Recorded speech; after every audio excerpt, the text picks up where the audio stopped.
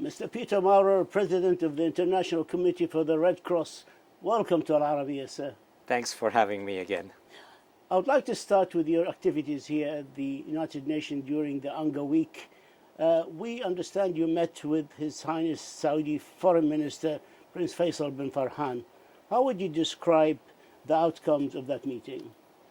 Well, first and foremost, let me say that I met and I had more than 40 meetings during the week now, and of course, one important meeting was with the Saudi Foreign Minister.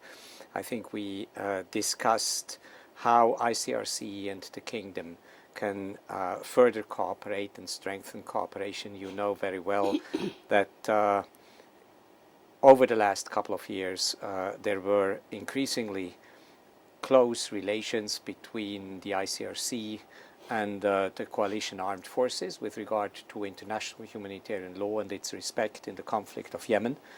We have worked in King Salman Center in Saudi Arabia in order to cooperate on assistance project, in particular also in Yemen, but also in other parts of the world. And so this was a good moment to touch base and also to discuss other regional issues, in particular on the African continent, as well as Afghanistan, of course. So it was the opportunity to see where the interests are and whether we can suggest closer cooperation. We consider Saudi Arabia good partners of the ICRC. We certainly appreciate the in-depth and confidential talks that ICRC could have with the armed forces, the exchanges that we had with regard to the conduct of hostilities and other important issues, missing people, detainees, those who died in the conflict in Yemen.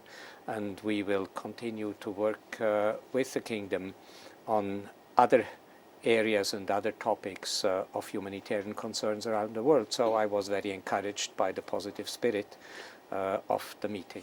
The virtual Yemen conference here at the United Nations on the 22nd, you attended that conference and they raised more than $600 million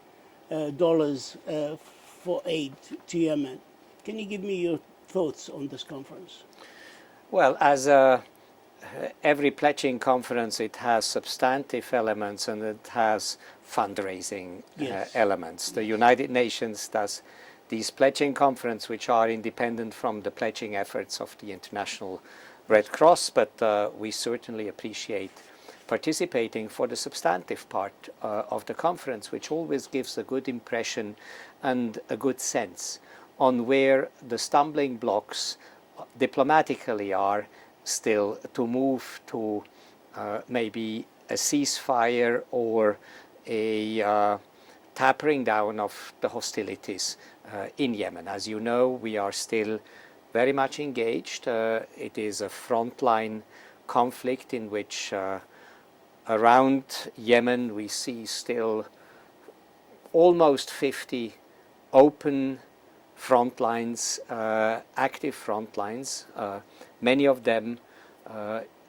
on which ICRC is working, bringing assistance, and therefore the Yemen conference is an important gathering of information and political analysis for us to see where the different sides stand and where the donor community stands. As unsurprisingly, you can see that one of the big concerns for the UN and for us is that there is donor fatigue after so many years of conflict, and it is increasingly difficult to explain in donor countries why there is not more progress with regard to some of the issues which already 2 years or more ago have been agreed in the Stockholm document.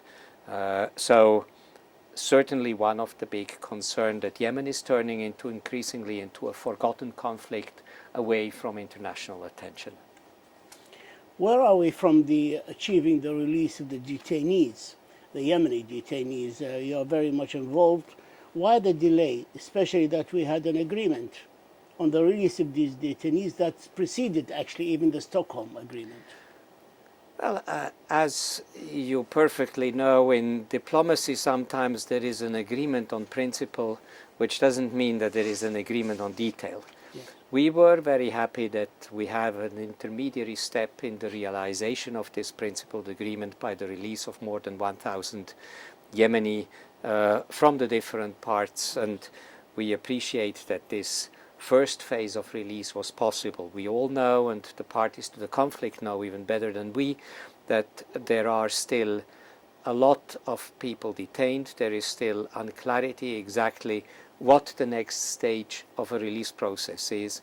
ICRC continues to be ready to engage, to work with all sides. I have been myself at the beginning of July in Yemen, seeing all the authorities from the Yemeni government, the Southern Transitional Council, and the authorities in Sana'a. And I think there are still blockages and reflections on alternative methodologies on how best to release those who are still detained.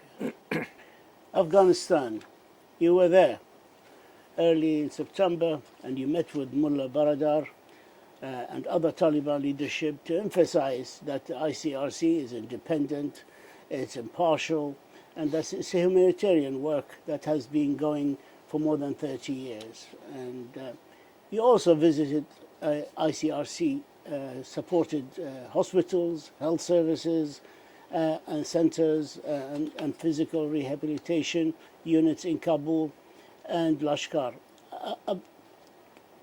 What impressions did you leave Kabul with and Afghanistan? And how difficult or easy for ICRC to work under a government under the control of Taliban? Well, as you know, ICRC works first and foremost to support communities. And of course, in working with communities, we need to work with government and with authorities in control of territories and communities. So that's the logic in which we approached Afghanistan over the last 30 years. We have worked with the Taliban when they were in government, when they were out of government. We have visited them in prison. We have worked in territories controlled by the Taliban, and therefore this was not kind of a one-shot surprising visit, but we had continued conversations and the practice emerging on cooperating with them in many parts of the country. So for me, the objective of the visit was also to have assurances that we could continue to work on a national level now that the Taliban were in charge. And I think in terms of did you get that? Yes, in terms of policy and agreements, it was very clear that there was an interest from Mullah Baradar and his colleagues to have us continue the work. From our side, we were interested to continue the work in the way we have done it in the past. We were certainly interested to have assurances with regard to security, which has definitely improved, with regard to the diversity of our teams, which is important in order to do good work on the ground so that they reflect also the communities we assist, not only women but also nationalities and different. Did you get assurances about the freedom of women working in the field? I think we got assurances with regard to ICRC staff that we could continue to work in the way we have worked in the past, and the practice over the last 2-3 weeks has demonstrated that we are able to work. Good. The situation is a little bit more complex with regard to the employees and volunteers of the Afghan Red Crescent. Of course, that's a different organization, but as a leader of the Red Cross and Red Crescent movement, it is also my task to create conditions which are favorable to the work of the volunteers and employees of the Afghan Red Crescent. And we have seen over the last couple of weeks different practices emerging from places where women are prohibited or discouraged to work, to places where they continue to work, to places where they decide themselves that they would prefer not to work under the present circumstances. the reality is very complex and different from one place to another, and we will certainly, in the interest of servicing communities, try to have the best possible teams and the best possible security on the ground. In early September, you've called on the world organizations, humanitarian organizations, to return back to Afghanistan. You called upon the World Bank to unlock the funds belonging to Afghanistan to save the tottering hospital systems in the country, the health system. How bad is it? I think the events over summer and the intensification of warfare since already last year have left many Afghans in a dire need. We have rarely in 30 years of the conflict seen so many people wounded, displaced, in need of medical services, and when we compare that to the situation of the health system, we see the discrepancy that exists between a system which struggles because so many Afghans have left who have worked also in the health systems, doctors, nurses, and others. Yes. Internationals have left in great numbers, in tens of thousands of experts and people who have worked in the country as aid workers, and multilateral institutions and bilateral donors have stopped supporting. So that is a big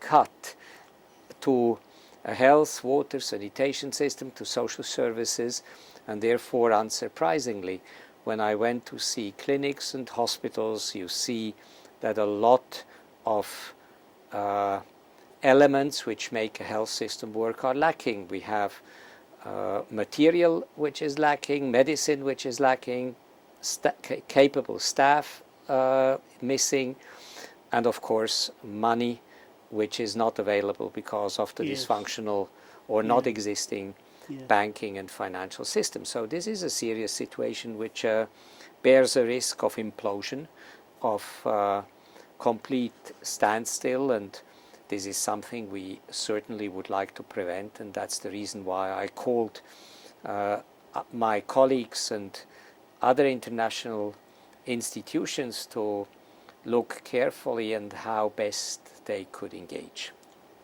There are existing and emerging emergencies around the world, whether they're COVID-19 or climate change happening and escalating armed conflicts around the world. And they are compounding at an alarming rate and making challenging situations worse for ICRC and other humanitarian organizations. How do you deal with this, especially in the light of dwindling resources? Well, it's definitely one of our big challenges which has accompanied us over the last 10 years. I think since I came to the presidency of the ICRC in summer 2012, we have only added conflicts to the landscape, and we have tried to generate more resources and to be more impactful as an organization, to do the best with the resources. But you are right that the situation is particularly difficult, and we have seen a re-emergence of many of the conflicts, which challenges, of course, the organization, because we can't really cope with the dimensions and the multiplicity of needs which are emerging. Having said that, we have over the last years doubled our resources, we have doubled our staff. We are today running on roughly 20,000 staff and 2.2 billion Swiss francs budget, accumulated budget. So the ICRC has become an important actor, not only in terms of international law, but also in terms of assistance facilities. And credibility. Credibility worldwide, yes. But you are right, there is a a discrepancy between exponential growth of needs and our ability to respond, and this cannot easily be bridged. I read your statement at the conference organized by the Secretary General, the United Nations Secretary General in Geneva, where you highlighted the urgent need for continued international investment and issued a warning about what's called conditional aid. Can you elaborate further? Well, I was actually a little bit surprised that what I consider self-evident and what I put as self-evidence into a statement has created so much attention. It is and has been always our concept that neutral and impartial humanitarian assistance must be unconditional. It reflects and distinguishes humanitarian from other political types of intervention. And I wanted just to highlight, because it seemed to me that in the public perception and discussion over the last couple of weeks, we have seen a lot of statements with a connotation to conditionality. We are offering aid under the condition that the Taliban do A, B, C, D. And I do believe that in the perspective of the Red Cross, of a humanitarian organization, this is not a perspective which is sustainable. I think we need to insist that humanitarian assistance, life-saving work, that also protection work for the protection of detainees, of civilian populations, that this is work for which there has to be a space which is accepted by the international community. Afterwards, it's up to states to decide what they want to do with other resources. And I fully understand that there may be conditionalities associated to other credit lines or to policies or to favors you do against the government or to recognition. But it seemed to me important to highlight that humanitarian assistance has always to be unconditional, as it has always been. Can you talk to us on the psychological suffering from long-term brutal war and armed conflicts on children, on the vulnerable groups? Well, it's something we have probably often in our history a little bit underestimated, and which has come into our focus over the last couple of years. Let's be frank, the ICRC started as an organization of war surgeons, and we could easily see and fix those who were wounded in war. But those who were traumatized during long-term warfare, those who have suffered from the bombardments in a kinetic war, these sufferings leave a lot of wounds which we do believe need humanitarian assistance of a different kind. We have also seen how much families suffer when there is unclarity about the destiny of family members. Are they still alive? Have they died? Are they in prison? And therefore ICRC has increased its activities on having access to detention, identifying missing people, recovery of dead bodies in the battlefields. And we have increased this because we have seen over the last 10 years an intensification of warfare that you have alluded to, and which unfortunately have led to a lot of people dying and missing. And for each one who is missing, there is a family who misses him or her. And that's the reason why we focus so much on these intangible parts of humanitarian assistance.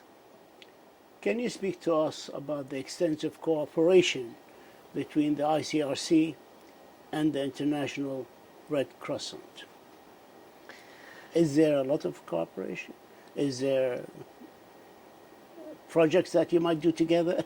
Of course. I wanted to highlight that the ICRC in more than 70% of our operations are in Muslim countries. And therefore, unfortunately, our obvious partners in Muslim countries are the Red Crescent societies of the respective countries. Whether it is the Afghan Red Crescent, the Syrian Arab Red Crescent, the Iraqi Red Crescent societies, we work very closely with Red Crescent National Society, as we work with Red Cross societies if it is a Red Cross that the national societies have decided to carry. So there is no limitation to the cooperation between national societies, be them Red Cross and Red Crescent. There is no difference whether a society is a Red Cross or a Red Crescent. ICRC, as the international body and part of the Red Cross and Red Crescent movement, works with crosses and crescents throughout the movement. How about cooperation? I mean, you cooperated during conflict, but how about cooperation during the COVID era? I think here again, the Federation of Red Cross and Red Crescent Society is definitely taking the lead to respond to the pandemic in situations which are outside of clearly defined conflict areas, while in situations of conflict, ICRC has insisted a lot to also respond to COVID as an integral part of our response to health system in fragile societies. So we have advised for inclusive national strategies for COVID vaccinations. We have worked with some national societies to strengthen capacities and build capacities in order to be able to vaccinate. As many know, in today's world, one of the big issue is not only the strategies and the capacities, but it's also the production of vaccines and the channeling of vaccines into very remote areas, on which ICRC has taken, on this aspect, ICRC has taken a lead within the Red Cross and Red Crescent movement. Peter Maurer, the president of the International Committee for the Red Cross, we thank you for this interview and for your insights, and you're always welcome to come and visit us again. Thank you, sir. Thanks a lot. Thank you. Thank you. Thank you.